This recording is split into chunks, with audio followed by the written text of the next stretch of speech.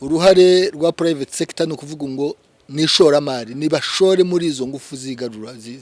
zikubira renewable energy niho tubinkariginga kuba bashora imari yabo kugira ngo nibura naho bazishoye naho bashoye bahashorere ko hatazagira ingaruka kuhungabanya ibidukikije hatazagira ingaruka kuguhumanya ikirere hatazagira ingaruka kuri iki bibazo by'imihindagurikire y'ibihe ariko twebwe nka civil society akazi kacu nakahe icyambere no kugira ngo tukore inyigo zigaragaza ibyiza biri muri izo ngufu zisubira noneho dukora ubuvugizi bufatika bw'ubuvugizi kuri leta bw'ubuvugizi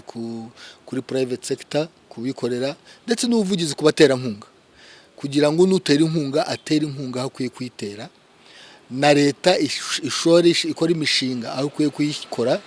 idafite uko ihumanya ikirere kandi natwe nka civil society natwe tujya raising amafaranga tujya dukora fundraising no kuvuga ngo natwe niba tubonye amafaranga twarezize mu batera nkunga hirya no hino niba tugiye gushora mu ngufu dushore muri izo ngufu zigira zisubira so uruhare rwacu iyo umaze kumva ibitekerezo by'abandi bantu umenya icyo waburaga kugira ngo mutere imbere so birimo connection kugira ngo duhuze n'abandi bantu tubone experience bafite